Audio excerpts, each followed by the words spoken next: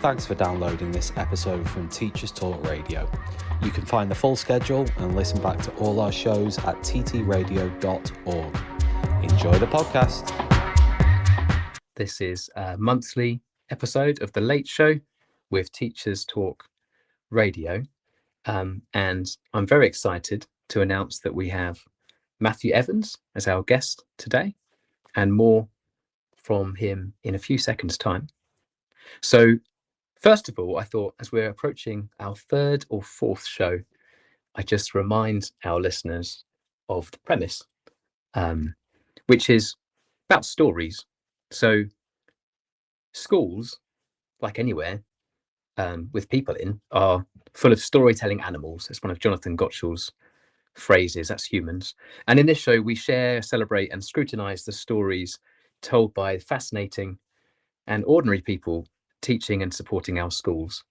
So all of us who work in and with schools, we collect memorable stories about moments, people, disasters, triumphs, follies, things that shape our career in education, the moments that sort of define us as we move from stage to stage. Sometimes we tell other stories about our day. We talk about challenges, tragedies, triumphs, humorous moments, and particular people. And then we don't always, because schools are quite frenetic places. So we don't always have time to share. Some of you will have headed on an in-person training course. They're less common now, but hopefully we sometimes get out.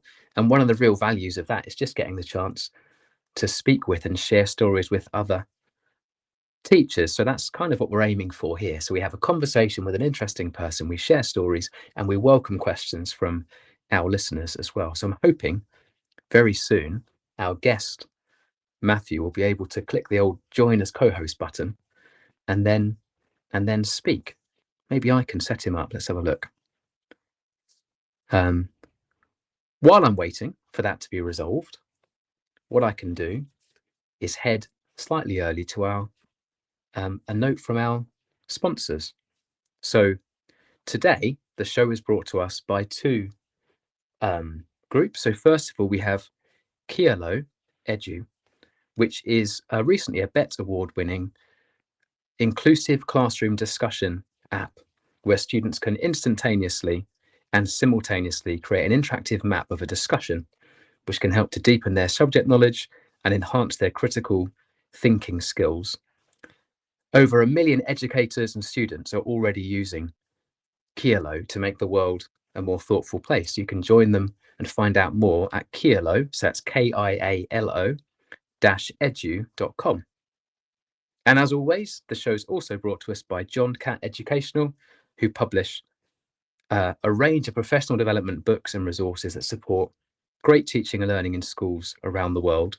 So if you fancy exploring some of the themes we look at, or others in relation to education and pedagogy and research, big ideas in education, visit the John Catt, that's 2Ts, bookshop.com to check out their full range of titles.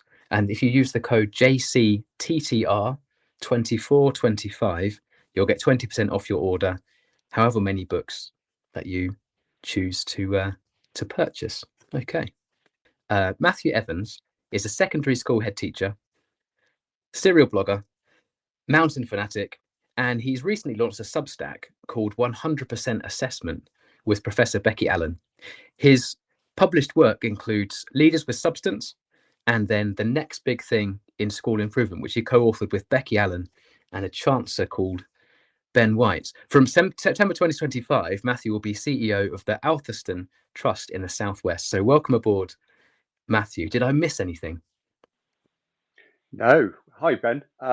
No, it's Athelston, I think it's pronounced, but I'm still researching the King Athelston. So don't ask me about that. Okay, so after King Athelston, but I'm not going to ask any follow-up questions, but I feel like once you start, you're going to want to have a story there. You'll have a little something about Athelston and education maybe, but that's for September. So welcome aboard. Thanks for giving up your time this evening to share some of your insights and stories. As always, we have a 3-part show, so we're going to think about a few questions raised by earlier episodes of Classroom Chronicles, and then we're going to explore an area that you're currently thinking a lot about, which is assessment, and then we'll finish with those regular questions about your story in education. So let's get started. So question one is Martin Griffin, who was on our first show, claims that schools are storytelling factories. What do you make of that? Well, I think I agree. I'm not sure about the factory. I think I'd probably go for organism rather than factory, which is probably what you Well, that's expect good. me to say, Ben. Yeah. Yeah. Um, Okay. but yeah, stories definitely. So I think the thing about stories in schools is that they either emerge, so people create narratives around things that happen, and those narratives can emerge out of things that happen in the school. Or as a school leader, you can try to create or steer those narratives. So I do think if you don't create and steer the narratives, then they do emerge anyway. And I suppose leadership is partly about taking control of that narrative. Okay. So our listeners like examples. So I think we've got one nice correction. So I'm going to change my first question. I like the word organism more than factory. And then we have sometimes stories emerge. So I'm interested in an example of a story that has emerged in a school, either your own or one that you've worked with, maybe that was unhelpful. And then you've talked about steering stories, and that sounds interesting as well. So you might have an example of how you could do that. Okay, so one of the things I think when I started as a head teacher, there were lots of stories. There's a whole back catalogue of narratives that you have to understand quite quickly. So people come up with stories for what's happened, why things have happened, what's fair, what's not fair, and so on. So one that sticks in my mind actually was something I've never quite lived down, that one of my predecessors had given the English department additional non-contact time. So they'd said, teaching English is really hard, and you have loads of marking to do. So it's only Oh dear. fair that they have, yeah, I know they were an English teacher. So there might have been a vested interest there as well. So I remember when I started, I thought, well, I don't, I don't think that's like a reasonable way um, to conduct a school. I think everyone should have the same contact time. You could equally, as a PE teacher, say, well, I'm doing fixtures till 6 o'clock every night. So what about me? So I got rid of it. And that narrative around that non-contact time persists to this day, I would say 12 years later. Wow. Did it affect how you were perceived? So I've got this impression of you're kind of like the time snatcher.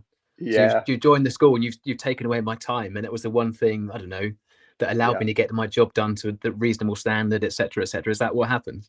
yeah, definitely. It was like, Margaret Thatcher, milk snatcher. Yeah, that's what I had Um, in my head actually. yeah, you take something away, you never live it down, and that comes back to haunt you, because whenever a workload discussion comes up, it's like, well, everything would be fine if we had that bit of time back that you took away from us. So as a school leader, these things live with you, and as I say, you inherit this idea of what's happened before and what people think is fair and unfair. So Um, I I don't want to get lost in just our first question, but already here, I think there's this dynamic where as a leader, we're super busy and we make decisions quite quickly, or sometimes just do things. And then the person to whom the thing is done will often construct quite an elaborate story about our motives and reasons. Is this something that just happens to me? No, yeah, it's definitely true.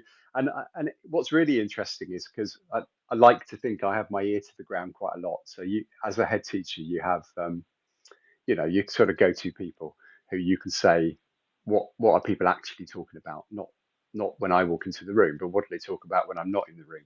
So you Yeah. have these kind of people, and some of the stuff that gets talked about is can be quite bizarre.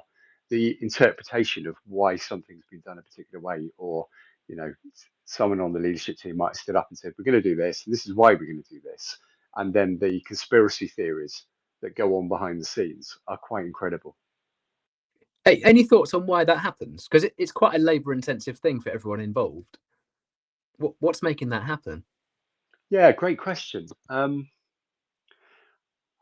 I mean, partly it's the fault of school leaders, isn't it? Because we're not very good, I think, in education of creating that narrative and reinforcing the narrative. So you often Yeah. see this in leadership stuff, don't you? They say you've got to keep repeating the main points of the question. So we're not very good at that, to be fair.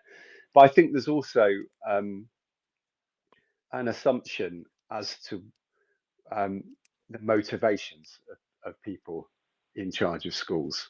And actually, everyone I've met who has been running a school have got really good motivations. But it's very easy to fill a knowledge gap with assumptions about why people do the things that they do. And we Yes. all do that in everyday life, don't we?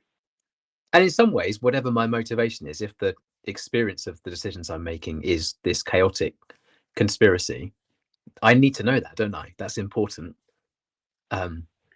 It's just what you do next, I guess, is the challenge. I know Yeah. I've got my brother works for a kind of large tech organization and in internal communications. And one of his mantras is if you have a message, like a 10-minute message to share with your team, you should spend an hour for every minute of that message to make it really clear.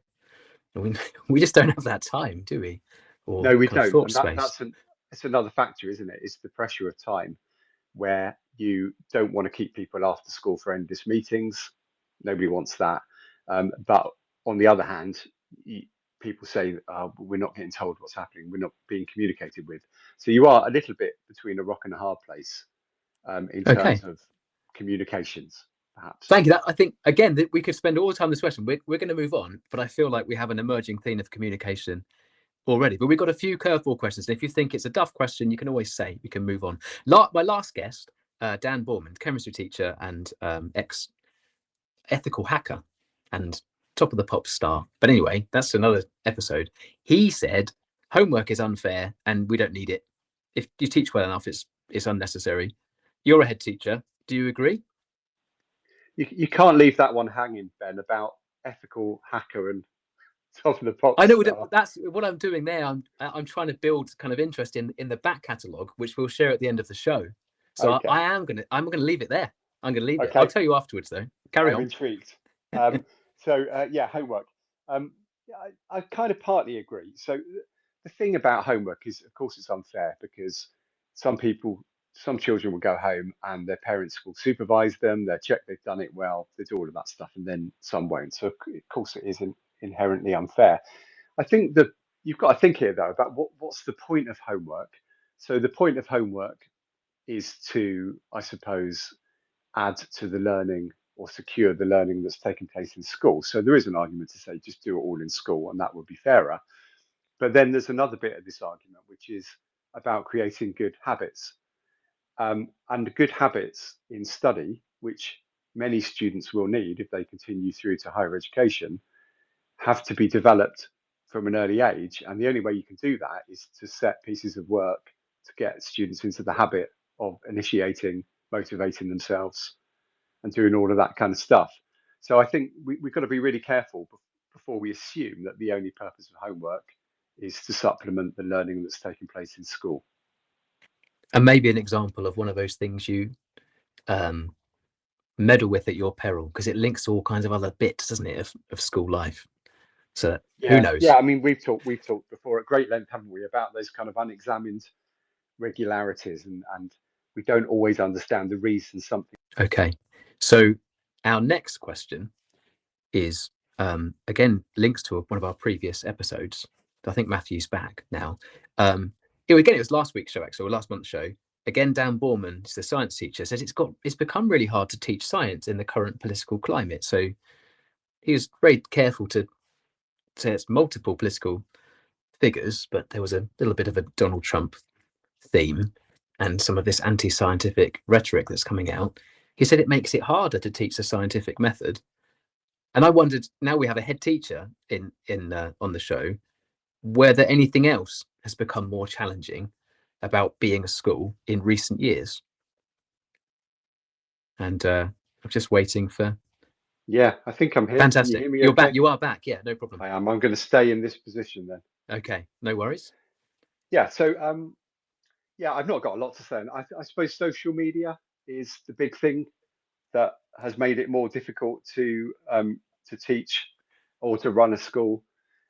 everything you say now gets crawled over by social media. So parents will talk about the school, kids will talk about school, kids will bully each other. Um, they fall out. They then come into school and get fall out back in school. So social media, I think, has really changed schools completely. And just for listeners, awareness, I don't tell Matthew what to say ahead of time, but it turns out that in our next show, I'm speaking with Damien McBeath, who is a head teacher who's maybe better known for his work on the eliminating smartphones from school. So we can probably explore that more in a month's time. So thanks for setting that up, Matt. That's really helpful. I think it's time to get into your current area of interest. So I've worked with Matt a little, so on a book we wrote a few years ago, and I've been impressed at how he maintains a demanding day job and still writes and thinks a huge amount. I know you're thinking a lot about assessment at the moment, so we're going to ask some questions about that. And I thought we'd start with a really simple one, which is what's the point of assessment in schools? That's where we're going to start. Yeah, it's a question I've thought a lot about in recent years, mostly talking to Becky Allen about this at great length. The problem, I think, is in education is assessment has come out of psychometricians, hasn't it? So it's come out of people who are really interested in measuring what they think goes on inside people's heads, and that's where the disciplines come from. But as a teacher, I'm only partly interested in that. And what I mean by that is it's important to me that I can make inferences about what children know, but there's a kind of so that argument within it as well. So why do I want them? Why do I want to get inside their heads and kind of know what they know? It's so that I can teach differently, or so that I can fill the gaps, or so that, and so on and so forth. So as a practitioner, the point of assessment has got to be to improve learning. And if that's the objective, rather than the short term objective of just making inferences, then we can start to think much more broadly about how assessment affects learning. So I think that's where we need to go further, isn't it now? So we're saying sometimes the use of assessment can be a bit unclear, that we need to think about the relationship between an assessment and learning. So can you tell us a bit more about your understanding of how assessments do affect learning? Because I'm assuming there's a lot there. Yeah, there is. So to keep it simple, essentially, I think there are three, let's call them mechanisms or routes by which assessment affects learning. So the first one is the one we think a lot about, which is via making inferences. So we set a piece of work, we do a test, we do some marking, we make an inference about what students know or don't know, and then we do something with that information. So we tell students, you've done well or you've not done so well. We're going to get clearly into stories here. We tell the parents maybe that how they've done. We might feed that back into our assessment system and say, actually, maybe we didn't teach that topic as well as we should have done, so we need to change teaching. And in the literature, this is generally known as washback or sometimes backwash. So we've got this mechanism via inference, and this is what happens after the assessment. But I think there are two other really important mechanisms. One is the testing effect, which I'm sure your listeners would already know a great deal about. So by being assessed, we are retrieving knowledge, we're improving memory, and so forth. But the third one, I think, is the most interesting. And Becky and I call this the expectation of inference. And the expectation of inference is when you tell students that they are going to be assessed, how does that change their behavior? And teachers rely on this a great deal without thinking about it. So if you can think in the classroom, you say, right, kids, we're going to have a test next week. It's going to be on these topics. This is what how I'm going to mark it. The marks are going to be shared with your parents or put up on a board or whatever is going to happen to them. And you set this expectation in the child's mind that they are going to be judged. And what's interesting is how that affects what they do next. Is that so? I've taught quite a lot in selective schools where students are on average well supported and they have made it into the school because they have met certain levels in kind of academic assessment, sometimes I feel like that became a teaching method where you could just say there's going to be a test on this thing, and the majority of students would go away and learn said thing, and then that was it. But it also is a bit unfair, isn't it? So is that dynamic inherently unfair, or am I misunderstanding that? It is kind of a teaching method, isn't it? Because one of the things we do as teachers is try to motivate students to study productively. And assessment is almost used, in those sci-fi films, Ben, where I think it is like in the Mars film that came out recently, where they kind of slingshot around. They do it in Star Trek too, don't they? So they need to Yeah, get somewhere. So they use the gravitational pull of a planet or a star to slingshot around and accelerate the spaceship. and then travel So in time in Star Trek. That's my understanding yeah, of often it. of Yeah, yeah, warp speed, yes, all of that yeah, kind of thing. yeah. So I think if you take that as a metaphor, teachers often use assessment to kind of accelerate students' attention, effort, motivation to actually get them to study and to learn.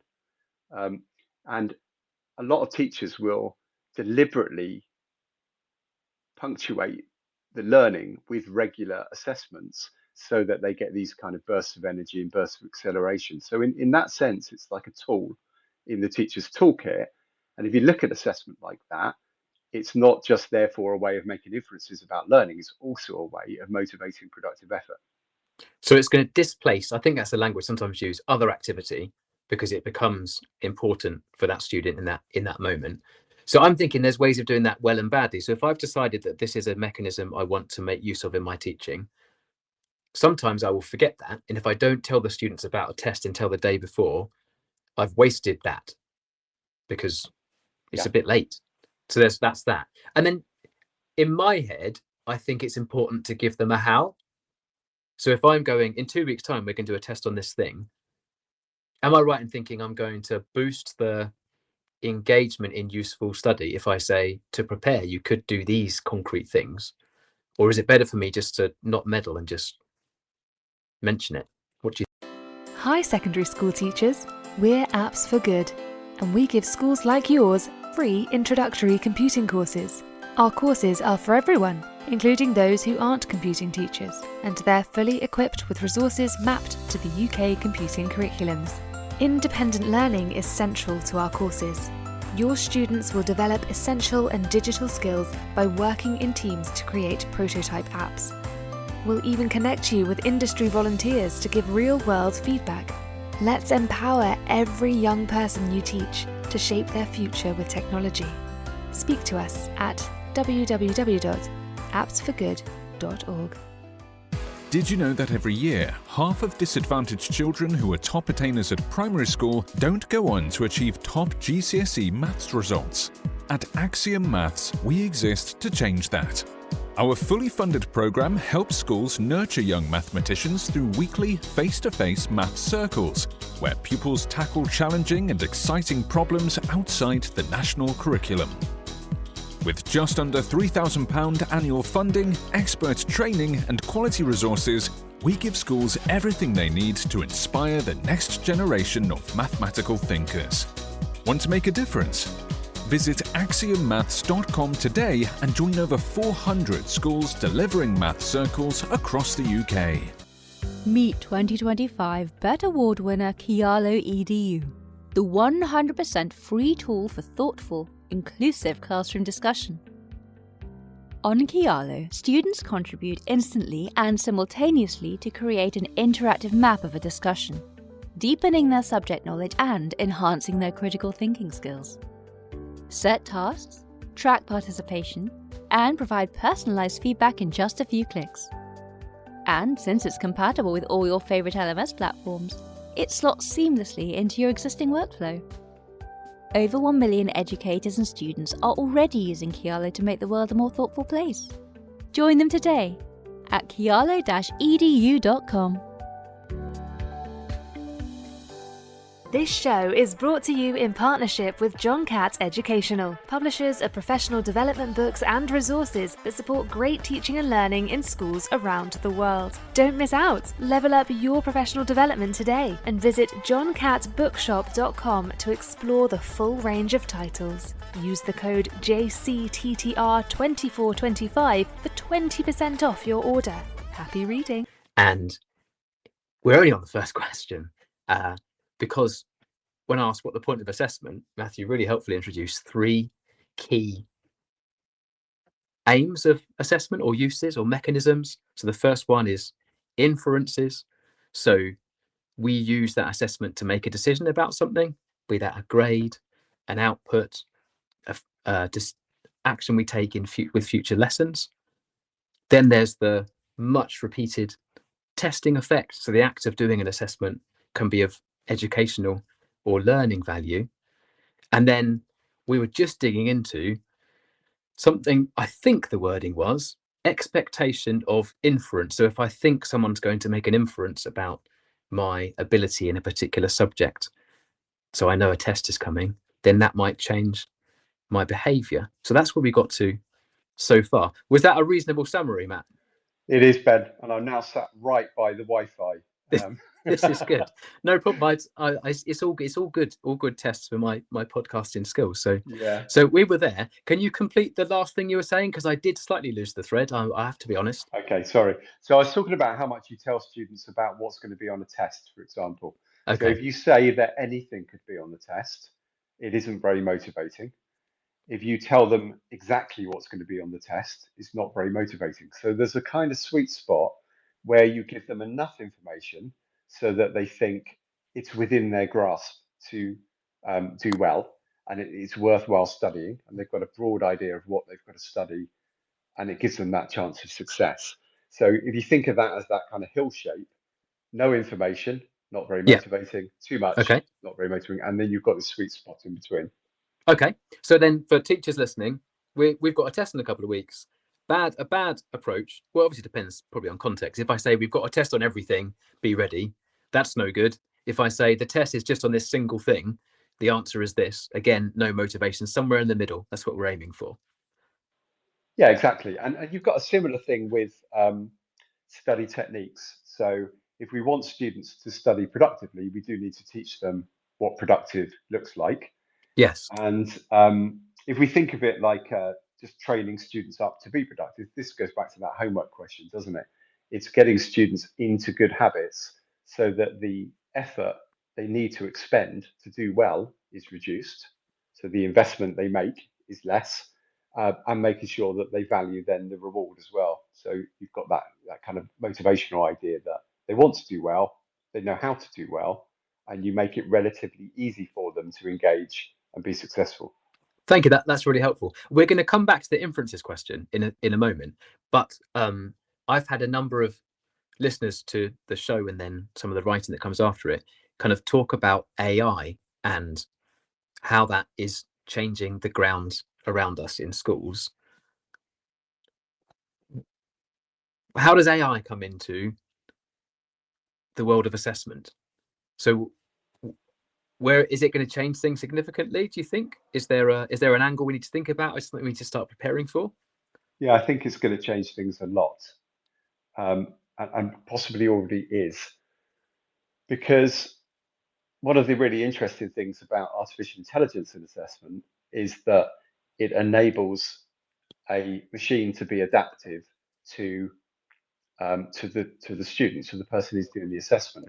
So if you can imagine the one-to-one kind of Viva example, whereby you can ask an individual person any questions you like about a topic, and then the questions you ask will be responsive to what they tell you, so that if they don't appear to know very much, you could ask them clarifying questions. If they seem to know the stuff you want them to know, you can dig deeper. So what we can't do in classrooms, because we've got generally 25, 30 kids in front of us, is we can't be that responsive in our assessment. We tend to give them a one-size-fits-all assessment approach. What AI can do is it can be responsive, and it can take a whole group of people, but treat them as if they're having individual assessments and really get into what they actually know. So again, this might be something we need to revisit in future shows, because it sounds like it's not just AI speeds up the way that things are now. AI presents a different way of gaining more individual and high definition inferences about what students do and don't know, because you can, like the Viva, you can kind of dig a bit deeper. I know the jury's out as well. So two people who I respect as having well thought through views on the use of AI. On the one hand, I saw Adam Boxter being very critical of AI's attempt to ask chemistry questions. In the same day that Dan, who was on our last show, has shared with me an AI tutor. They had fed his notes so that it was an electronic version of him, and I asked it to talk me through the states of matter and a few chemistry questions, and it seemed to work. So where do you think it's at the moment? Is it ready to go, or are we still a bit early? I wouldn't claim, Ben, to know enough about it to know what the Yeah. state of this is. One thing that does strike me though is if you go down the route of personalized assessment, the thing you might lose is the comparative nature of it. And one of the things we know about students psychologically is that they do tend to judge the success in an assessment compared to their peers. And they're really aware of their place in the pecking order. And so could be a good thing, could be a bad thing, but that could be It's a lost. significant thing, isn't it? Because that actually brings up another thing that you kind of thought about more before. I think one of the lines in your pieces on assessment says that teenage brains are a bit like an investment engine, and there's that concept helps understand how a student approaches and gains or loses motivation from an assessment. Is that something you could unpack a little? Yeah, sure. So we borrowed this idea of an investment engine from Peps for Career, and it's essentially taking a very simple bit of motivation theory, which is about expectations. So the theory effectively is that if you value the reward, if you expect to be able to achieve the reward, and if you know how to get there, then you're more likely to be motivated. So whilst as a piece of motivation theory, it has its limitations. Actually, for teachers, it's quite a useful way to think about the human mind, because people will only generally expend effort if they feel they have the ability to achieve a goal and if they think the goal is worthwhile. So if you look at it that way, the task of the teacher is to increase the student's perception of the value of the goal, is to convince them that they can achieve the goal, and then is to minimize the amount of effort that they need to expend to achieve it. And therefore that might have implications for the kind of assessments I use. So my thinking would be a test that's super difficult, where most of the class perceive they failed, could be a bit of an own goal. Is that right, or am I misunderstanding the concept? No, I think that's right, and this is the argument, isn't it, for lots of low stakes, high success assessments. So you build up momentum in assessments so that students feel what they've been asked to do is achievable. They experience success. We know that people who experience success become more motivated generally, rather than the other way around. So lots of low stakes, high success assessment builds up resilience for when you do something that is a bit more high stakes and where students won't get, kind of 8, 9 out of 10 necessarily. So we could spend the whole show talking about assessment, and it seems like there's a lot to dig into. So we might have to revisit this in a later show. I did come across a line that I thought made me think, because I was surprised when I first read it.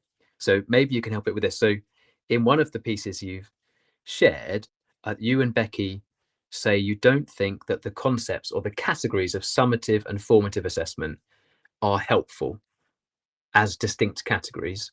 And it's language that we as teachers use all the time. So I thought, well, let's tell us about that. So if we said, Matt Evans says summative and formative assessment are not useful words to use. That's not nuanced enough. So correct me. And then can you try to unpack that a little? Okay. So we had a bit of pushback on that, probably fairly. I mean, one of the things you do in blogs is you put out some ideas and hope that people engage with them and push back.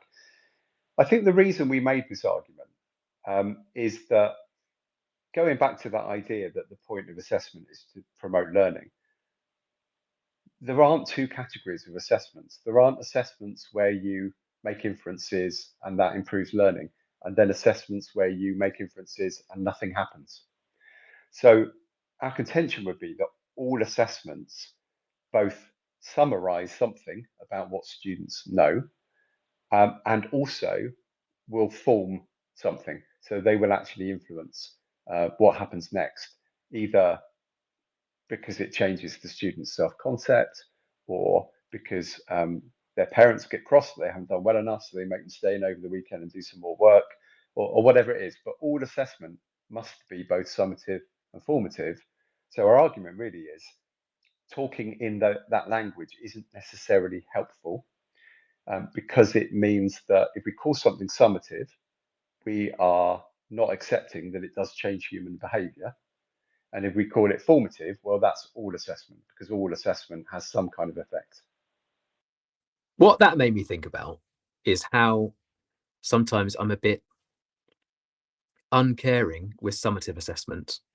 Maybe because of the language. So because I think of them as this is just the end point, it doesn't lead to any new actions. It's kind of the end.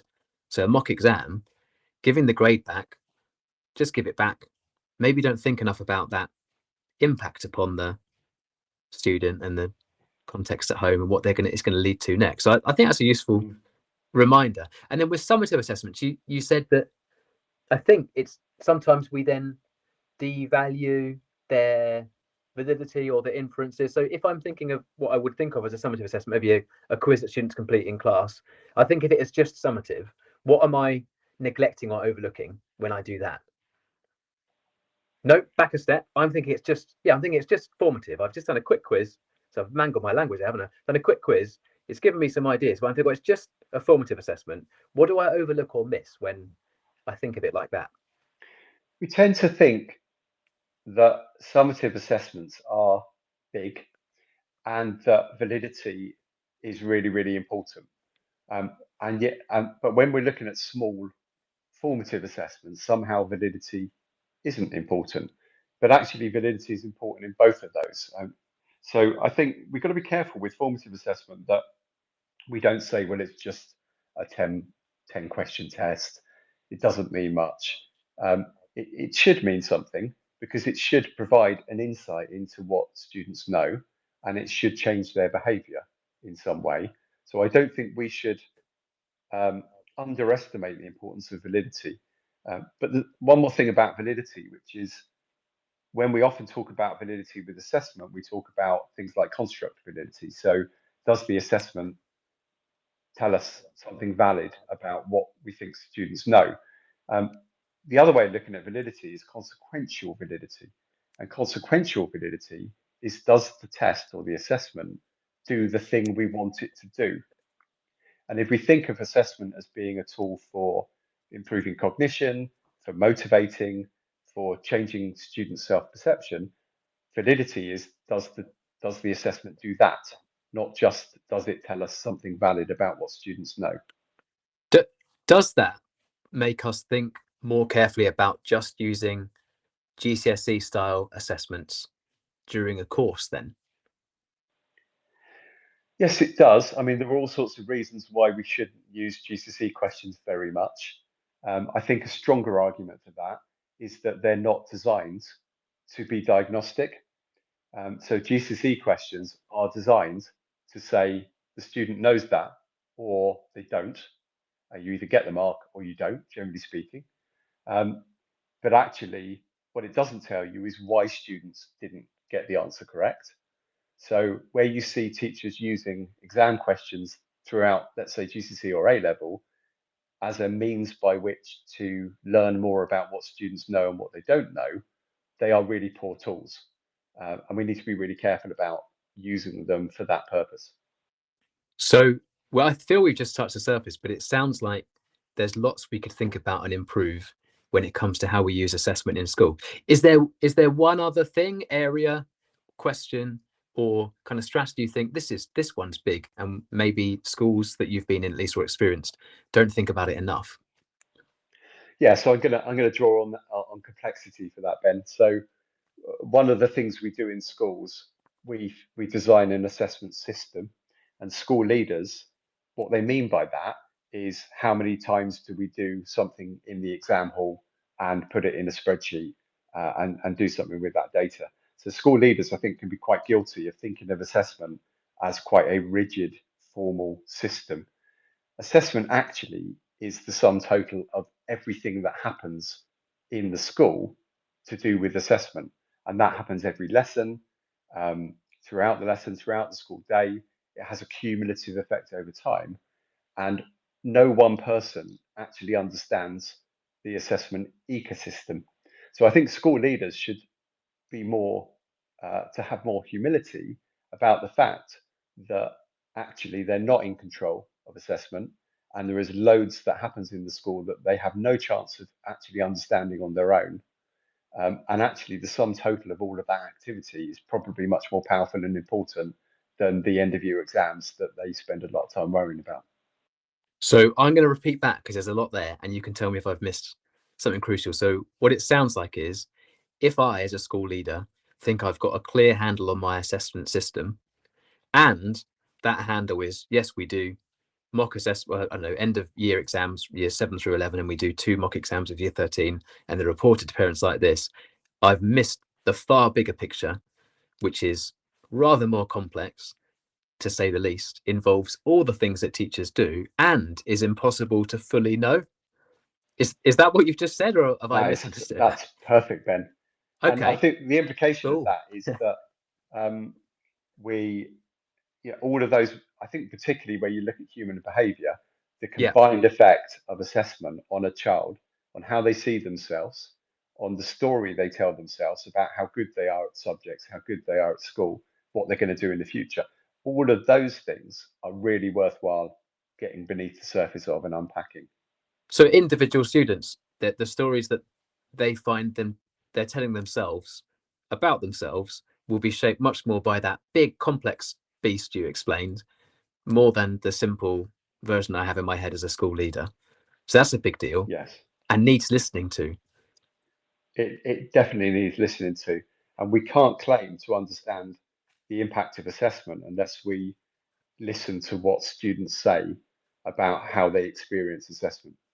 Okay, so a couple of things have come out. So you're shortly moving to a executive role. So you've worked through the different leadership roles within schools, and we started section 1 with a reminder about how communication is crucial and often goes wrong, and we're just transitioning from session 2 with a reminder we really need to listen.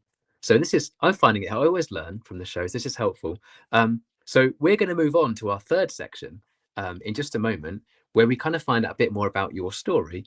And the first question is going to be, how did you get to here? What is your story? We're going to hear a bit more about your journey into the role you're in and what you're moving into. So I'm going to throw that question up and then give you a bit of time to think about it while I share a message from our sponsors. So a reminder that the show is brought to us by 2 groups today. So Kielo Edu, which is a BET Award winning tool for inclusive classroom discussion. It's free as well. Students can use it to instantly and simultaneously create an interactive map of a discussion, which can help deepen their subject knowledge and provide them the opportunity to think deeply about something quite complex. There are already 1 million people, educators and students, using this, and you can access it for free at kielo-edu.com. And then secondly, John Catt, also sponsor the show. That's John Catt Educational, publishes a range of books about education and professional development. And you can visit their website, johncattbookshop.com. And there's 2 T's in Cat. And if you use the code JCTTR2425, you get 20% off your order. So a good thing to make use of. Hopefully that's given Matthew enough time to come up with his story. So Matt, how did you get here?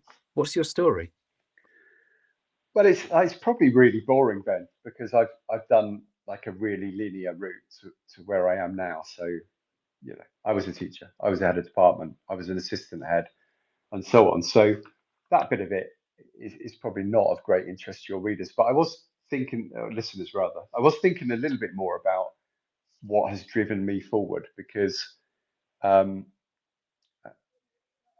my motivation really comes from a couple of things. So I get really easily bored. So when people say, "Oh, you're ahead, you're now going to be a CEO, you must be really ambitious," I'm not actually that ambitious. Certainly not interested in money or power or status particularly. But I do get really bored.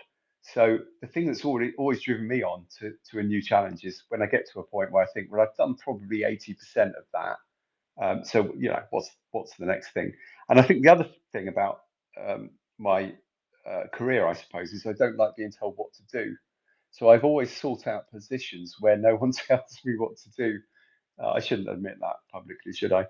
So I don't know. So Um, from the outside, what looks like a successful realization of ambition to have control over lots of people and schools, you're saying, no, I just get bored, and I'd rather not be told what to do, and that's what's made me the man I am today.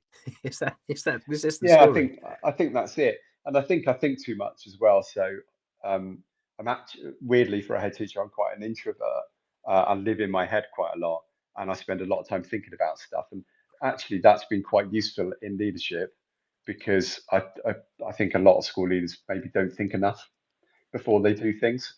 So that Okay. has also been really helpful. Is it sometimes harder as well? So you, for example, there's a world where I head home from school thinking I'm in charge of assessment, and I know it. I know it because I know when our exams are and I know our reporting system. And you've said, no, no, no, no, no. It's massively complex. You could never expect to fully understand it. I don't know if that's helpful for me to know. Is it? Yeah, probably So, not. It's probably really unhelpful, but it's certainly the way my mind works. And I think probably I wake up, people wake up in the middle of the night with anxieties, don't they? When I wake up in the middle of the night, I'm usually thinking about something really arcane and ridiculous. Um, but I don't know. I went through a time where I think that probably did get me down. I think I went through a phase of my headship, certainly, where I kind of became a bit, what's the bloody point?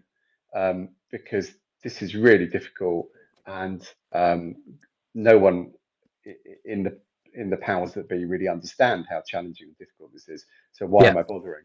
And I think I came through the other side of that maybe about 5 years ago, and thought, just accept your limitations, accept what you can't control, and actually quite you can begin to quite enjoy really unpacking difficult educational problems and accepting that you're not entirely in control. So I think you can come to terms with it, but I do appreciate some people might find it like really depressing.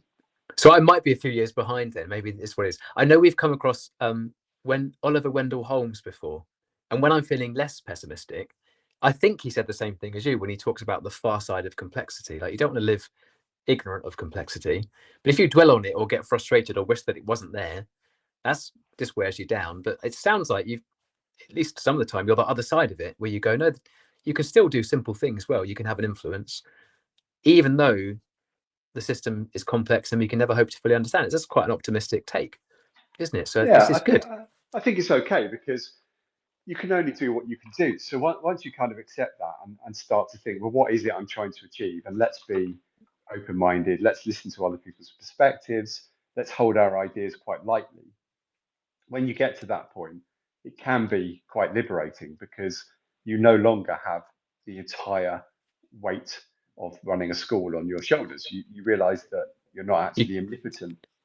yes, I guess the positive spin of the assessment system is I'm not responsible and can't hope to control the whole thing.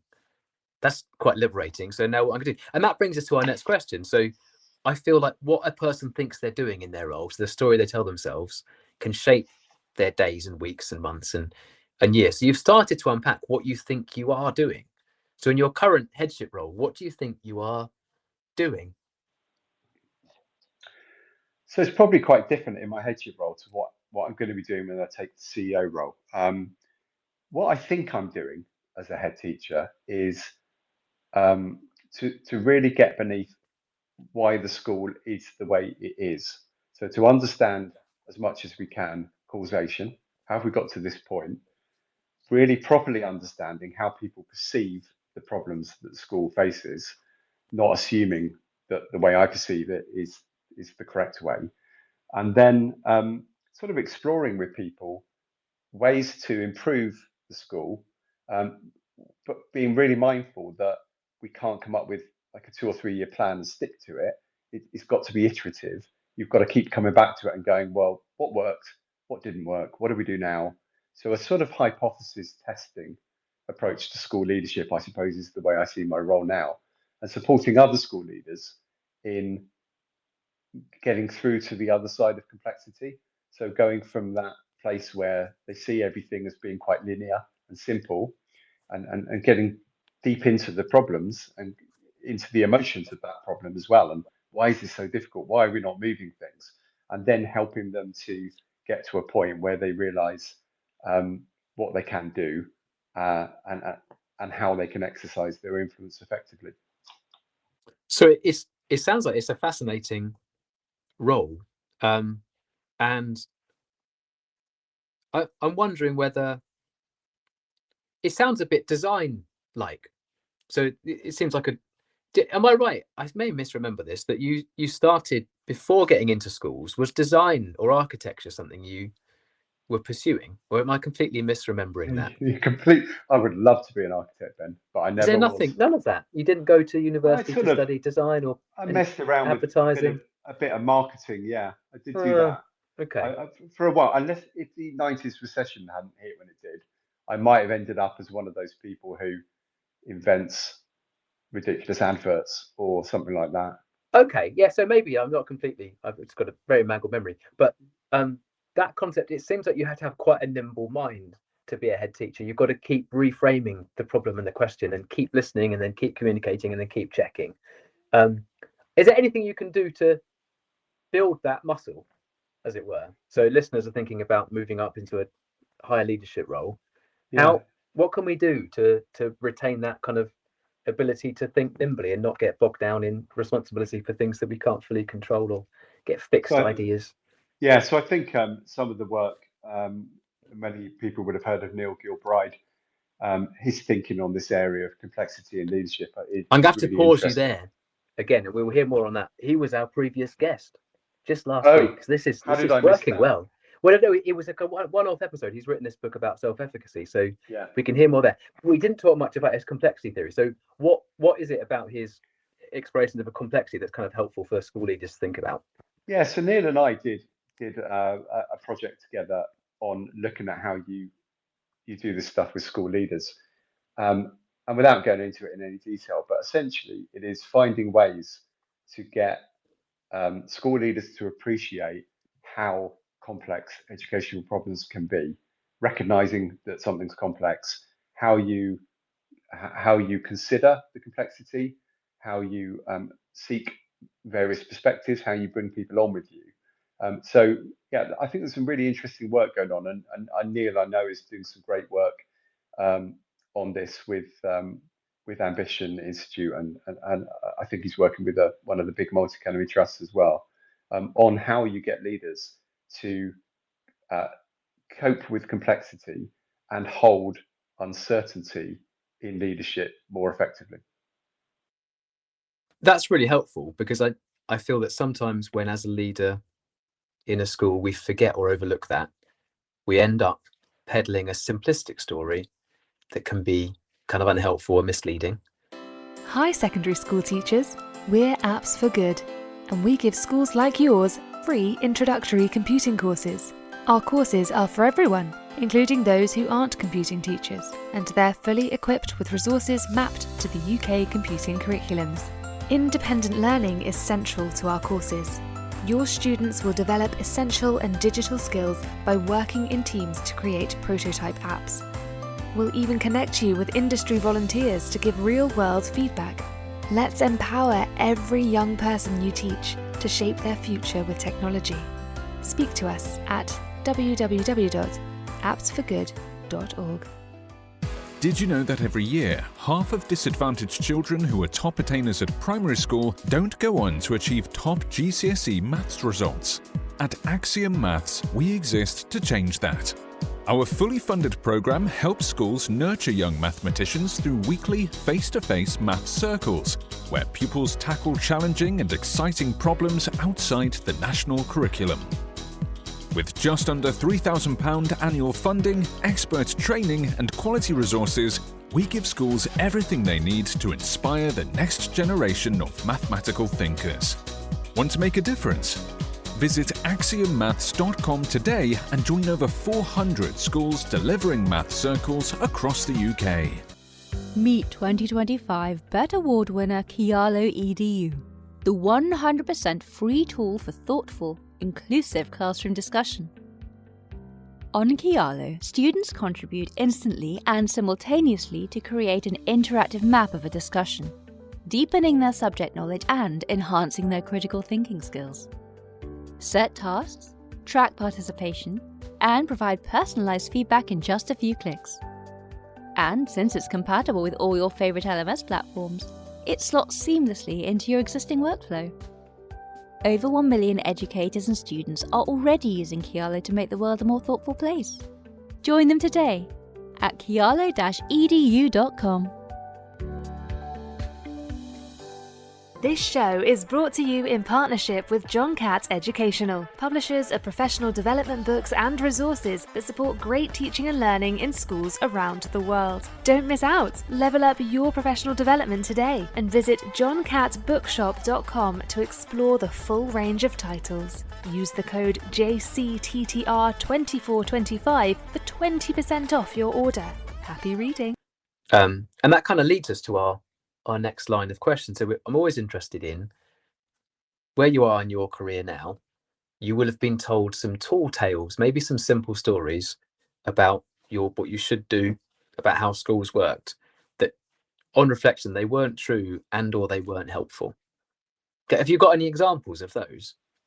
Yeah, I mean, I've done so much nonsense in my time, Ben. So, I got told for a long while, I think probably by Tony Blair, that the point of education was to prepare people for the world of work and to drive the economy and all of these things. And I kind of regret a lot of the things I did in the 90s, really, and early 2000s. And I think one of the jobs I had, which I think I did pretty well, actually. In fact, I won an award for it, and that's how well I did it. But now I kind of think I wish I'd never done it, was I was in charge of enterprise learning in a specialist academy. And I did a lot of stuff where I would go to teachers and heads of department and say, you should embed enterprise in your lesson. And an English teacher or a history teacher would look at me and go, yeah, I don't think I should. And I'd do my best to convince them it was a brilliant idea. But they were actually right. They shouldn't have done. They should have taught history or English.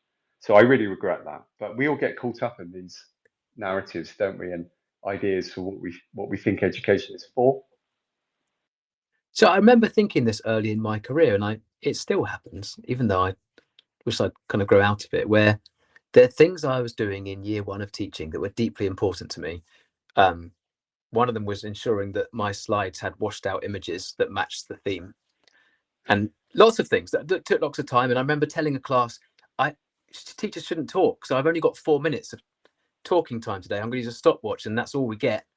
And it was great, and I was praised for it. And I look back and think, what was I doing? But that just happens. Has it stopped happening yet? No. It just keeps happening. It keeps happening. And the thing I found interesting is not looking back and thinking, what on earth was I doing? Because I think we're always going to do that. What I find interesting is, what do we firmly believe now? Yes, in that's 10 or 20 years' time, are we going to think, why did you go on the radio show and say that was a good idea? Yes. Have you got any thoughts on that? Yeah, no. It's hard to see, isn't it? It is hard in to the see. present. Yes. So I think we might be there with we might be at a tipping point with cognitive science, and this is not before people leap on Twitter. This is not to say cognitive science is not useful. So we can't drum up listeners by saying Matt Evans says cognitive science is a fad and we've moved beyond it. Well, I kind of think we're starting to move beyond it in the sense that we can value it but not think it is everything. And you are starting to see voices coming out to say, I mean, a great example of this is, we know cognitive science is really effective at telling us how one person learns, but it's not very effective at telling us how a class of 30 people learn. For that, we need to understand social psychology. So where's social psychology in the discourse? Or where's organizational theory? Or one place we could find it is last week's show. Social learning theory it was Bandura, and what I really liked about it, this is what Neil was saying, that it's social learning theory brings the emotional landscape of the classroom back into teachers' minds. Yeah. And what I find weird is I thought I was working these things out myself. So I think I agree with you. I have cognitive psychology and cognitive science and some of those principles and mechanisms really helpful, but they're just one story and it's not enough. And maybe No. we're missing things. But I feel like I'm working that out myself. But the system is learning it, so it's not me, is it? It's just No, because we can't think independently of the system. No. Can we? So we can't really. You and I, Ben, unfortunately, can't have original ideas. They're not our very ideas, often. are they? We're just being swept along by We're being the swept flow. along. The next, But they're good wave. things, but we can influence it a bit, can't we? So I'm trying to grab on. Okay, so emotional landscape, helpful idea. Cognitive psychology, don't let it all go out with the bathwater. There's lots of good in there as well. Apart from cognitive psychology, which you've said is a fad and we've moved on from.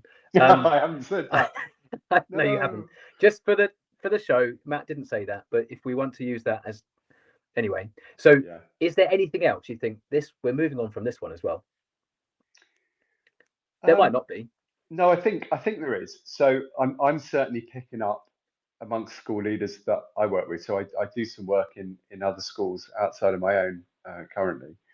I'm picking up a little bit around the popular approaches to behaviour management, and I think this is actually more of a swing of the pendulum. So there is definitely, I'm sensing a swing away from what have been portrayed as behaviourist approaches and building good routines, habits, clear consequences, and there's definitely a swing back towards, I suppose, what some people would call a more progressive approach of considering emotions and social and emotional aspects of learning. So I'm not going to comment on whether that's a good thing, but I think it is happening. Okay, so we've got in areas that you think might change or seem like they are over the next kind of few years as you move into your new role. One is the looking beyond cognitive psychology, and I like to go on record as saying you didn't say it was a fad we've moved on from, and that's fine. And then secondly, there seems to be a pendulum shift around the rhetoric and language and explanations of behavior, moving from behaviorism to something that's more it's inevitable, isn't it? Because yes, it's an obvious response to the fallout from the pandemic and from social media that we talked about earlier, where students aren't coming into school, or they are coming in and are truanting internally, or they're not truanting, but they're not paying any attention to the teacher. So all of these things make us think more about why students are behaving in that way, and that therefore leads us down the route of social emotional considerations. And we can't get a hot take on that because it's a complex one. But I'm inferring from that maybe there's a midpoint that's more balanced, but who knows? Who knows? Another one that I think who knows is where we're at. Although I'm not, my finger isn't fully on the pulse. Is Ofsted is shifting. Do you have any thoughts on what that will do, or is there just not enough out there to know? But my instinct is that it's not a good shift. Okay. And let's loop back to assessment here. Yeah, I thought there might be a link there, and validity of inferences, but validity of inference and consequential validity. But we're having the same ideas because we're in the same stream. They're not our ideas. That's exactly it. They're not original. But it's impossible to make valid inferences on the current framework in a couple of days. If you increase the number of grades and the number of areas they're judging, then logically the validity of inferences must be lower. I think it's going to be substantially lower. And I think if we then look at the consequential validity of that, we've got the expectation of inference. So how does the system behave when it expects to be judged? Yes. And then what effect does it have on self-concept of schools once they've been judged? And we go round in a circle again, don't we, with ignoring the behavioural human motivational effects of the accountability system because we are hung up on making judgments. So I'm not sure what I think on this yet, but I was at the ASCL conference the other day when Martin Oliver said, we don't expect you to do anything just for us. And he paused, and the whole room erupted in laughter.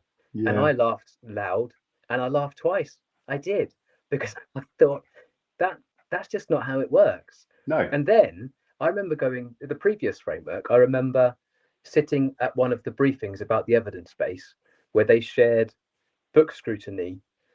They'd actually done something that was a bit like inter-rater reliability of looking at students' work, and it was really quite low. If you were going to base a high stakes judgment on it, it's no worse than judging essays, which is kind of 50-50, it turns out.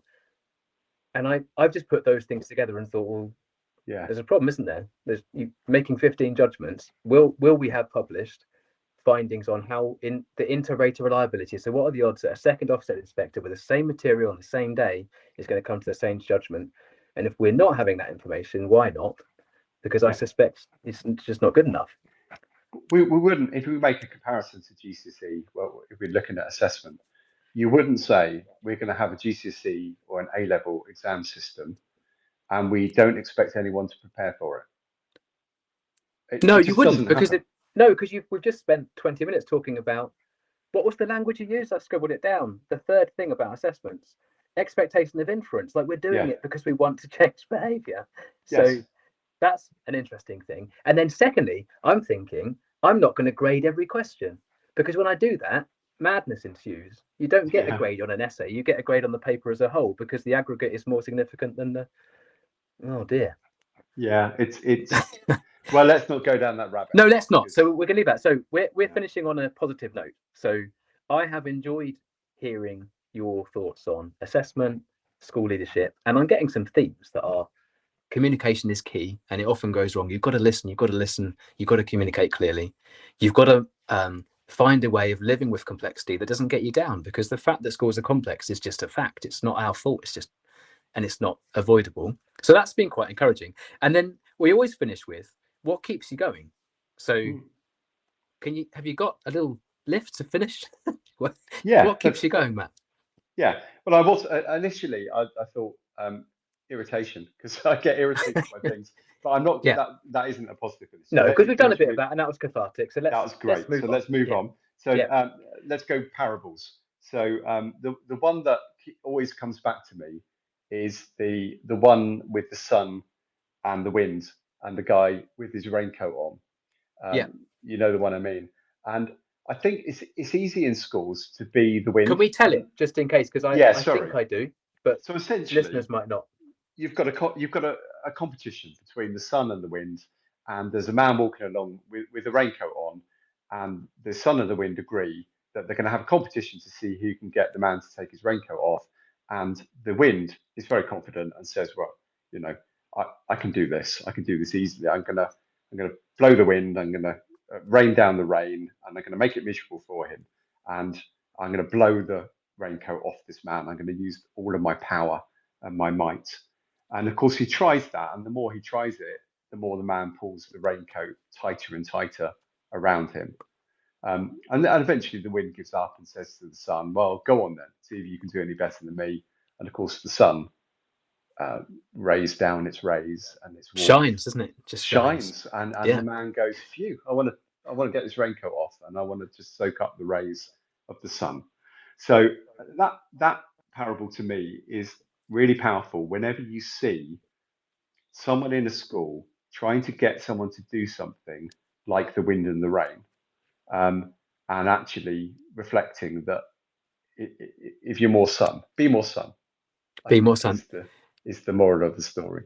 This is good. And I, again, just want to say thanks for your time and the thought you've put into both prepping for the show, and I think the little kind of stories and vignettes and summaries you provided are the product of lots of thinking. So when you've talked about being somebody who thinks a lot, I know you think and write a lot as well. So if I've listened to this show and I think I want to find out more about some of those ideas, where should I go? So where can I contact you, or what do I need to kind of click on or look at? Go to our Substack, which is called 100% Assessment. Okay. And you can contact me through there. All of that stuff on assessment gets released weekly. We've got about 100,000 words of content that we're drip feeding out there. So there's plenty of content there. And you can link from there to my blog as well, where I've got links to all sorts of other stuff. if And you're then interested in anything. you mentioned complexity. I mean, there's a book about that, isn't there? I heard there is, Ben. Is it a John Catt book? It is a John Catt It book. is. They're one of our sponsors. So They if we are, wanted, and if they people are. wanted to buy that book, They would go to the John Catt website, They would. not to other providers. They It would wouldn't. go straight No. to John Catt. yes, because they get a discount, wouldn't they? They get a 20% discount with JCT TTR 2425.